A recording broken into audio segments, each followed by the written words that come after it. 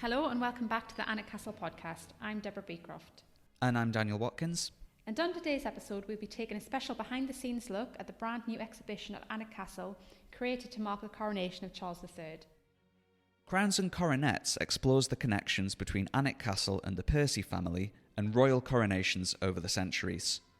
For a brief introduction to some of those connections, we recommend going back and listening to episode 34 of the podcast, Alnwick Castle and Coronations. I accompanied Alnwick Castle's archivist, Chris Hunwick, on a tour of the new exhibition to hear all about the special and unique items and documents on display, some of which have never been seen on public view before. Their conversation was recorded in the state rooms of Alnwick Castle, so you may hear some differences in sound and echo levels as we move from room to room. Please enjoy.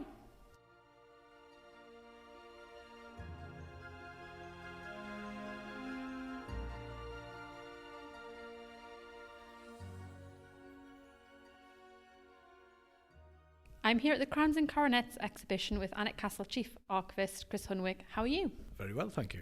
I'd like to start by asking, can you tell us the difference between a crown and a coronet? Certainly. It's not one that many people are aware of. Coronets are worn by the aristocracy only at coronations. And the key difference, seems to me, between a crown and a crown features a cross and fleur-de-lis, whereas coronets feature balls known as pearls and strawberry leaf foliage in various combinations for different ranks of the peerage. When we go up into the upper guard chamber, I'll explain the different ranks of coronet that you will see there. Is that acceptable? So, talking about the exhibition itself, what was the work that had to be done to create it? How much research was involved, and how long has that taken to get it so now it's set up in the staterooms? Well, when we were aware that there was a forthcoming coronation, we delved into the various catalogues and indexes of the archives, and also the catalogues of the museum collections and the picture collections to see what we had that was coronation related. I think it's fair to say that we found a lot more than we were expecting to find, and it turned into quite an interesting research piece. And then it was trying to collate that information into a format that was accessible for the public, which we hope we've done in a way which brings together archive sources and objects and pictures that makes it appealing. Then let's go upstairs to the first display. Excellent.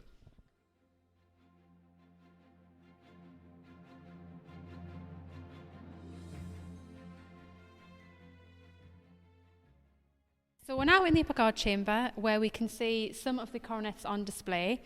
So could you tell me a little bit about the differences in rank and what this means for the coronets? Yes, so we're greeted with a banner with our logos for the exhibition, featuring the three different ranks of coronet that we see in the exhibition.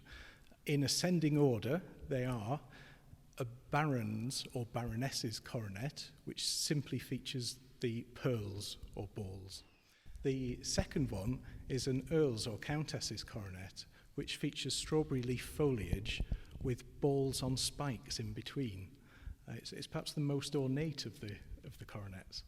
And then the final highest rank is the ducal coronet, which is just the strawberry leaf foliage, perhaps almost the plainest of all the ranks of coronet.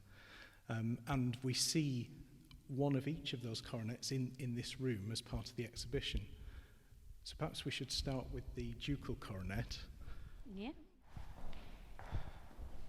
And this is not just any ducal coronet. It carries a label written on parchment that declares that this was the coronet worn by Charles, Duke of Somerset, at the coronation of King George II in 1727.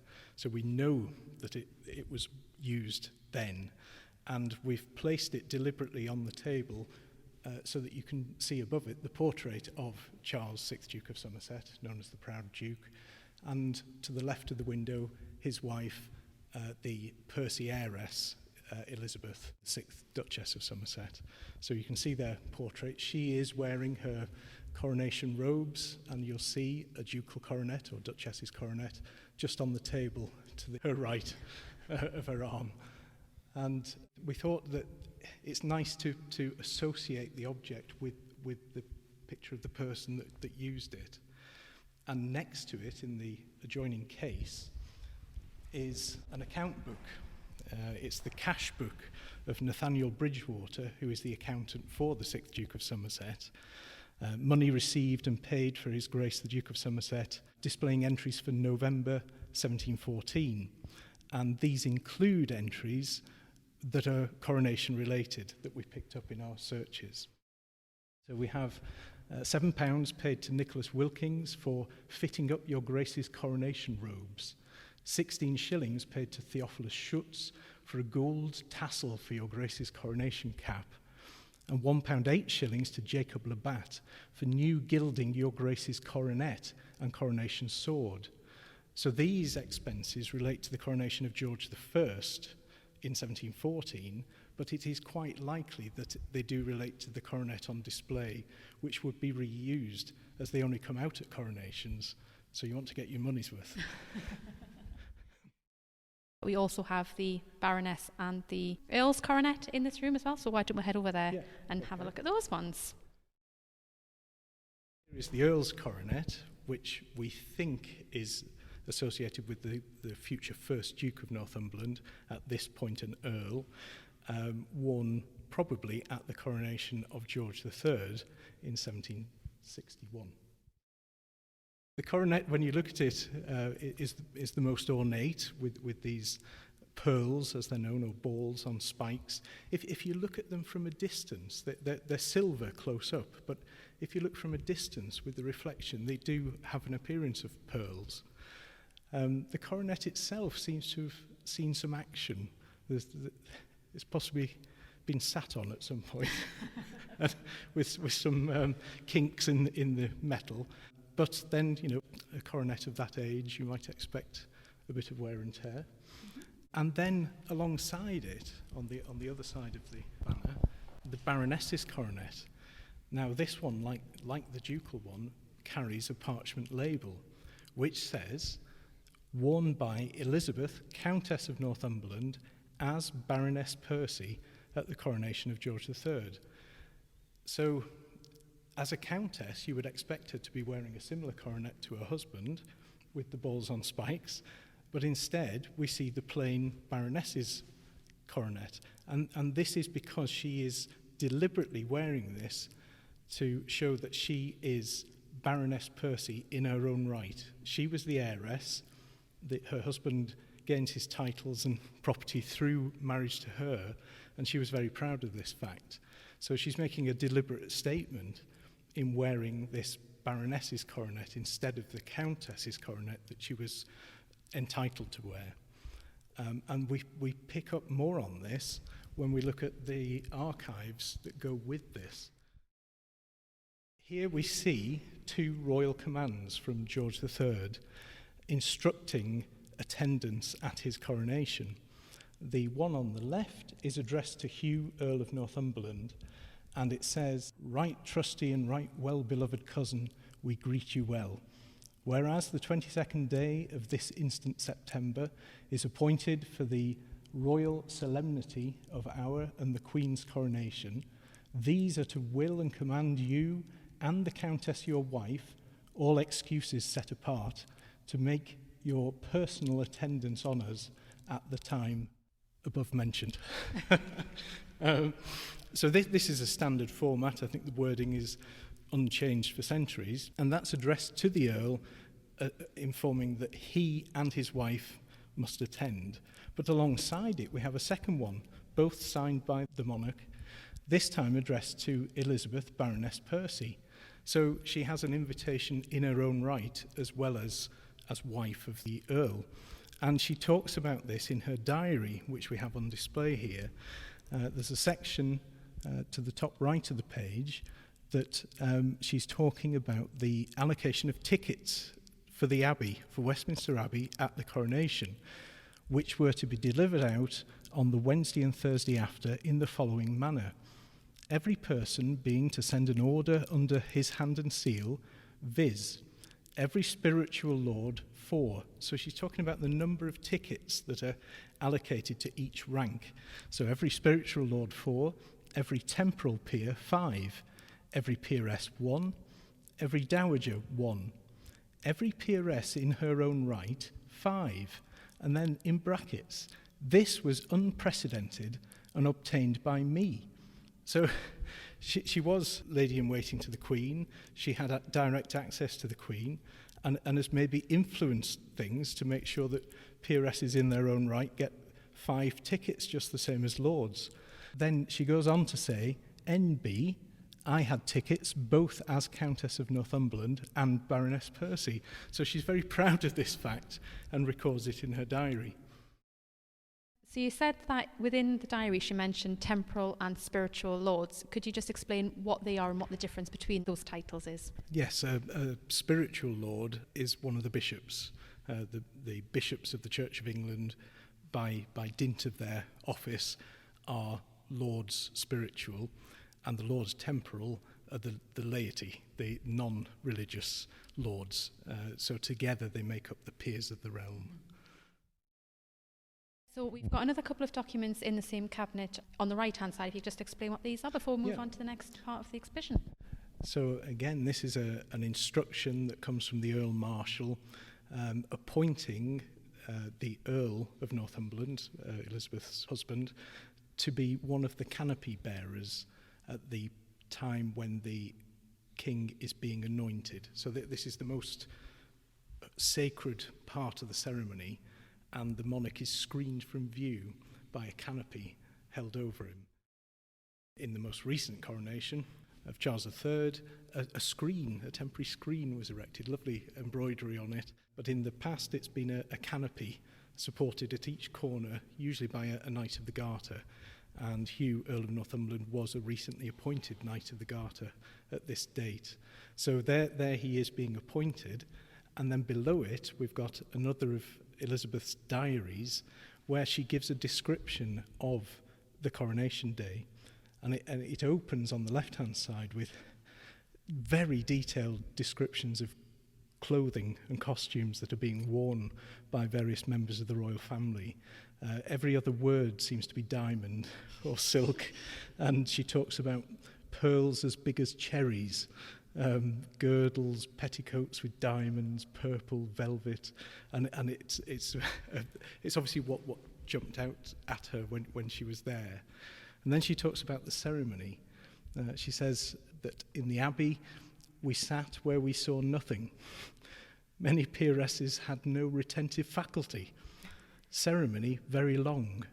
Archbishop, text 1 Kings chapter 10 verse 9. So it's in very note form, the way she's recorded it, and it's an interesting mixture of details of state mixed with personal observations. So the next section, she says that the pall was held over the king at his anointing by the Duke of Devonshire, Lord Waldegrave, my lord, in other words her husband, and Lord Hertford. And then she says over the Queen by Duchesses Richmond and Bedford. The latter had on a great deal of rouge, which became her vastly and made her look like Lady Caroline. So I don't know if that's intended as a compliment or not, because I'm not sure which Lady Caroline she's referring to. But the diaries are full of this amazing level of detail and mixture of information. She goes on to describe the great feast that was traditionally held in Westminster Hall after the coronation feast. And it was traditional for the King's champion to ride into the hall in full armour and challenge anyone to deny the King's right to succeed. And so Elizabeth here records that Lord Talbot's horse, which the King gave him, performed wonders, retreating the whole length of the hall with as much nimbleness and decorum as another horse could have advanced forwards. Lord Effingham's horse, a drone, Lord Bedford's, wild as the devil, gave him an appearance of showing great horsemanship by keeping his seat. So again, a wonderful level of detail given in these diaries. And she finishes off one of her little personal observations. Various members of the aristocracy act as servers at the feast, and she notes that Lord Denbigh gave Duchess Ancaster dirty plate. So there's a nice level of detail and historical detail that is into the coronations, but also what she has found important. Yes, or amusing. Or amusing, yes. So we'll now move into the library for the next room of the exhibition.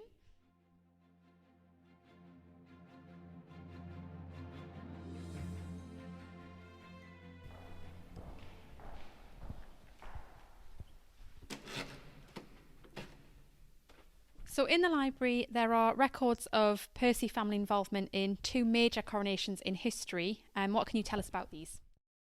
Here on the left, we have our earliest item in the exhibition, which is an eyewitness account of the coronation of King Richard III and Queen Anne in 1483.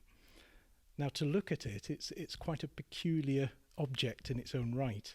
It's a piece of paper that is clearly singed around the edges and has been repaired in the 19th century.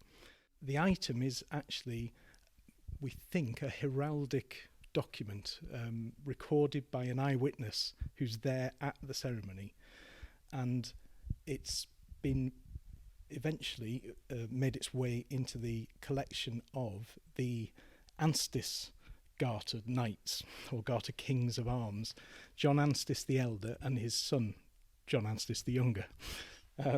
So they were 18th century collectors of manuscripts and archives, and there was a sale of their collections in the 18th century, and it appears that perhaps Bishop Thomas Percy, the chaplain to the first Duke and Duchess of Northumberland, maybe acted to purchase them at that time, and they were in the library at Northumberland House under Thomas's custodianship, Northumberland House being the London residence, central London residence of the Percys.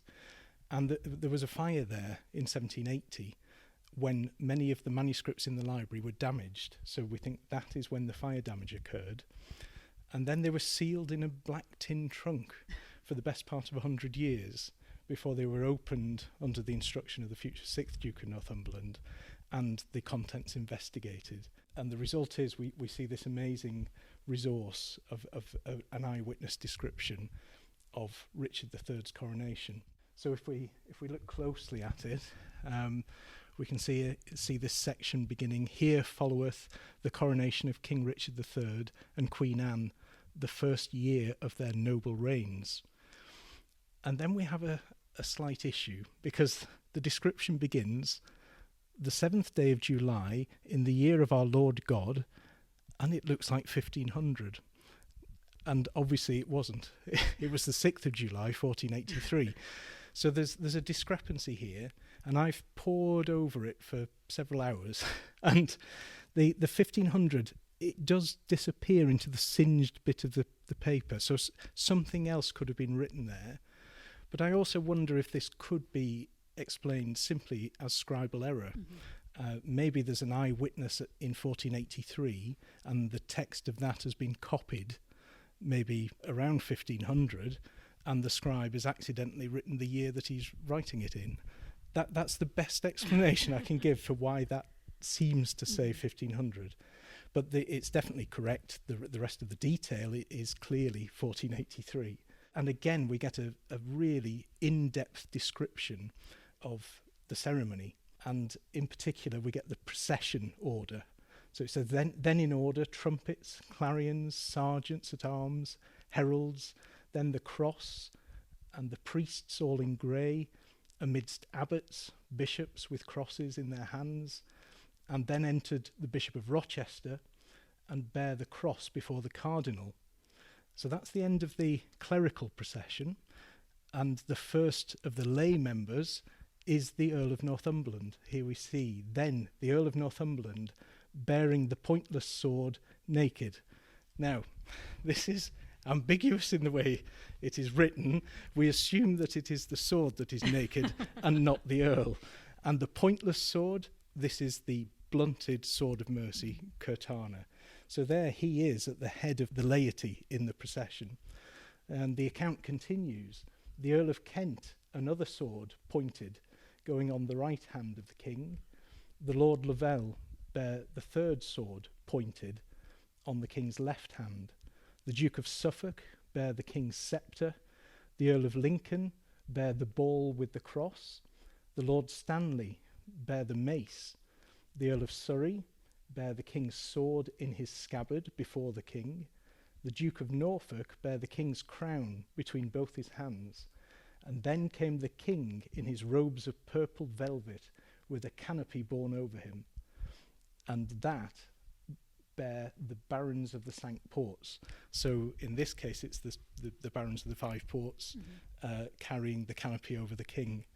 And again, having seen a coronation just recently, you recognise the description of the items that are being carried, because those same, well, it's not necessarily the very same ones, but the representations of them were there in the modern ceremony.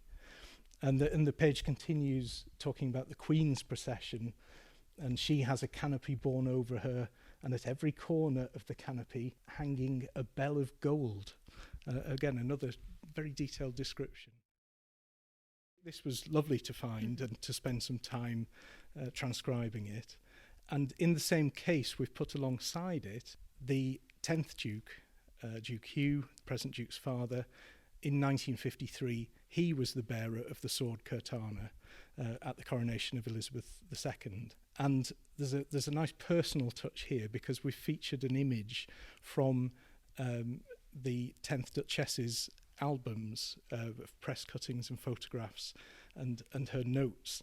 And she's labelled this photograph, Hughie, practising for his part in the coronation, holding the sword of mercy, with a walking stick in the Long Gallery at Sion. And so we see the photograph of Duke Hugh in full coronation garb with a walking stick. And it must need some practising to hold a sword for so long, as we saw at the recent coronation. And then below it a photograph of the Duke at the actual ceremony in Westminster Abbey, and a little illuminated history that must have been drawn up for him, pointing out that his ancestor, the 4th Earl, performed the same duty in 1483. Yeah, and it's quite nice to see them side by side for how many years difference it was. It's very little changed. Yes, that's right. So yes, we hoped that would be effective to see the relatively modern and the ancient alongside each other. And then opposite that, some documents relating to another notable coronation, but a little bit later than Richard III's. Here we move to King James I of England, 6th of Scotland. He was crowned in 1603 in Westminster Abbey. And here we see another interesting item from the archives that came up in our indexed search. And it is the Disperser For Apparel, Mr. Ingram's account of 1603. And there are some lovely details here. We know that the coronation was on the 25th of July, 1603, and the first entry on display here is for the 21st of July. So just 4 days before the coronation, there's a payment to a barber, which was sent for to Sion from the court at Hampton to trim his lordship. So the 9th Earl, Henry Percy, the 9th Earl of Northumberland, is having his hair done before the coronation. But the very next entry is a corn cutter, and this is not somebody out in the fields. This is the corn cutter who was summoned at the same time by his lordship's appointment to treat his feet. It's the podiatrist. Head to toe, he's getting ready for the coronation. Yeah, and again, you would think Disperser For Apparel. Apparel is clothes, but it's not just clothes. It's also personal services, such as the barber and the podiatrist, and some very interesting other items that are purchased all around this time, probably linked to the coronation. So we see here in the third entry, paid for a crimson scarf for his lordship, 20 shillings, and for 7 ounces of gold to embroider the same, and it's embroidered on both sides, and so that costs £6 9 shillings in total. and shows the sort of flamboyant fashion of the time. So in terms of a disperser for apparel, was this something usual for somebody of his station to have somebody who was getting his sort of apparel, clothing, head done? Was this something usual for... I believe so, yes. There would be an accountant for each different operation of the household. So in this case, the apparel, but there might also be a stable officer who would deal with all the expenditure on the horses and stabling. Then, of course, there would be landed estates, so you would have a whole team of bailiffs and auditors. And I should mention the auditor. The auditor features in this manuscript because he's gone through and annotated the whole account. It's obviously not been presented quite to his liking, and so he's put in extra details. And after most of the entries, there's this strange annotation. It says NO full stop B, and that stands for no bill. In other words, he's not seen the receipts from the Disperser for Apparel. He's only got the Disperser for Apparel's word that's how much it cost. So the auditor is covering his back and saying he's not seen a bill for any of these. And he's also trying to pick out the details in the margins. Some of the entries are quite mixed. This entry towards the bottom of the page on the left says, paid the same time to Mr. Morris for tobacco pipes bought at Croydon, 6pence, and for blue riband, and for wax lights, and for a new pair of spurs hatched with gold. So a motley arrangement of things purchased, which again the auditor's not happy how that's been presented, so he's annotated in the margin. And then we get to the top of the right-hand folio, and we see a payment to the haberdasher, paid to John Waller for hats and caps and other things. But this time, our Disperser for Apparel says per bill. In other words, as per the bill. And this time the auditor has said examined. So he's seen the receipt, and in fact he then gives all the itemised detail of what the haberdasher is being paid for. And one of those is a crimson cap, crimson velvet cap, which is most likely the coronation cap that goes underneath the coronet. And the very next entry is to the furrier, paid to Henry Percy for furring his lordship's coronation robes and cap, and that's £20.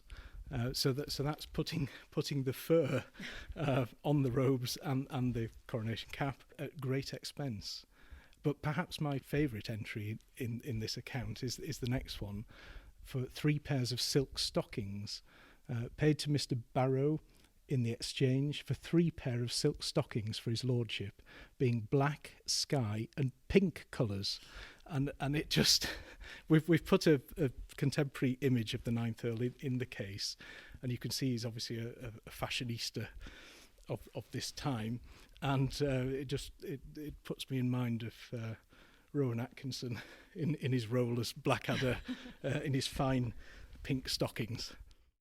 So this document almost reads like a conversation between his household staff as they're looking at the documents, writing the documents, whilst he's getting his silk stockings on, I guess? Yes, that's right. I think the Disperser for Apparel probably accompanies the Earl, and the Earl says, well, I want some silk stockings, and he goes and pays Mr. Barrow, and then he's got to account for where all the money's gone, and the auditor is on his back and saying, well, where's the evidence, and please don't write it that way, present it this way.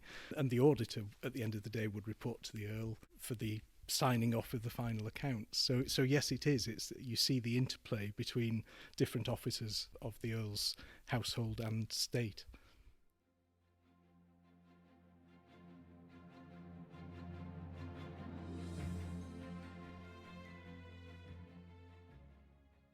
We'll now move through into this next room of the exhibition, which is the saloon. The display in the saloon is a lot more modern in terms of the coronations that are depicted within this room. Can you tell us a little bit about what we can see in here? Yes, yeah. This room really focuses on coronations of the 20th century, and the custom, certainly in the 20th century, that there are souvenirs that you can purchase to take away from the coronation, and in particular furniture, the coronation chairs and stools, and also fabric. For these coronations of the 20th century, temporary galleries and banks of seating are erected in Westminster Abbey for thousands of guests, and the galleries are decorated with gold and royal blue cloth in patterns of crowns and roses and thistles, and it was the custom that these would be sold off afterwards as a souvenir of having attended the coronation. So we see here chairs from 1902, 1937 and 1953. It's interesting to see the chair from 1902 is relatively plain, though it is stamped on the rail that it is a coronation chair. Whereas in 1937 and 53, you have the embroidery of the royal ciphers on them, which makes them stand out a bit more. And we also have a section of fabric from the 1937 coronation, and we've put next to it a photograph of Westminster Abbey where you can see where the fabric is used. And this is a piece that was purchased by the 8th Duchess. And in the display case, we see some printed ephemera of the 20th century, the Radio Times from 1953, North of England edition, and a programme from the 1953 coronation, but also correspondence about the purchase of the chairs and the fabric, which is something you don't necessarily think of. No. What about the most recent coronation? Will we now have programme for Charles III's in the archives? Well, yes, I can confirm. We have received the programme from the most recent coronation. I don't know about the chairs. I don't know if they're going to be sold off this year. And we'll now move into the final room of the exhibition, which is the drawing room. As you enter the room, your eye is drawn straight away to this array of costume that is on display, and it is perhaps the most visually appealing bit of the exhibition.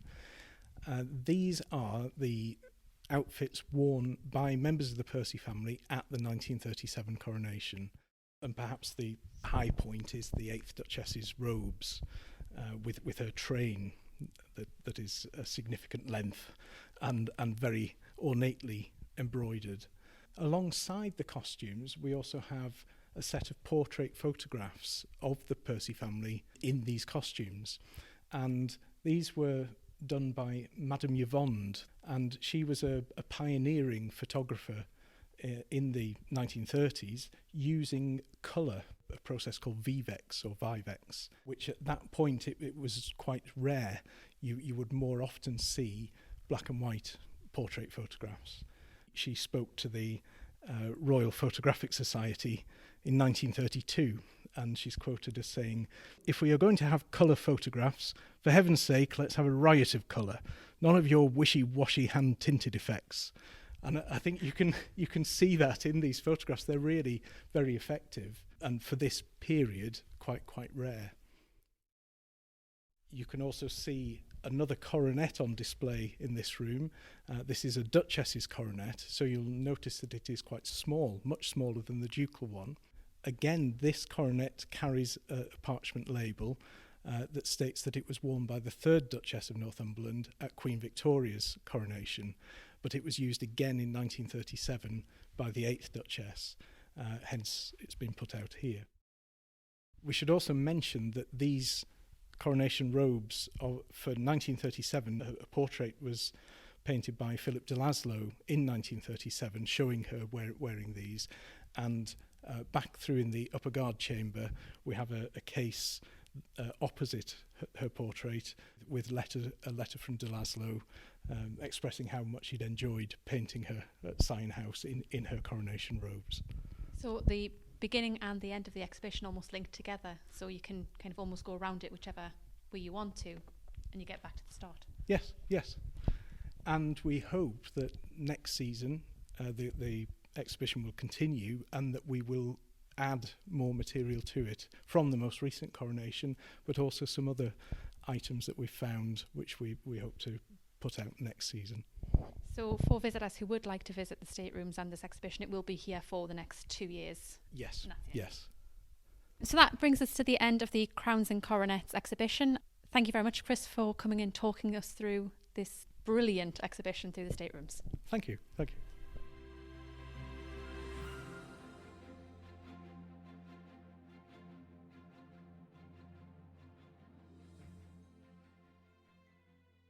Crowns and Coronets can be seen in the staterooms of Alnwick Castle during your visits in 2023 and 2024. We hope you enjoy seeing the objects and documents you've heard about on today's podcast. If you enjoyed the episode, please let us know. We'd be happy to hear if you used it as a preview of your castle visit or as a kind of audio guide for the exhibition while you were here. We'd also appreciate any recommendations or reviews you can give us. Join us again in 2 weeks' time for the next episode where we'll explore another part of Alnwick Castle's history. Until then, I've been Deborah. And I've been Daniel. Thank you very much for listening and goodbye. Bye.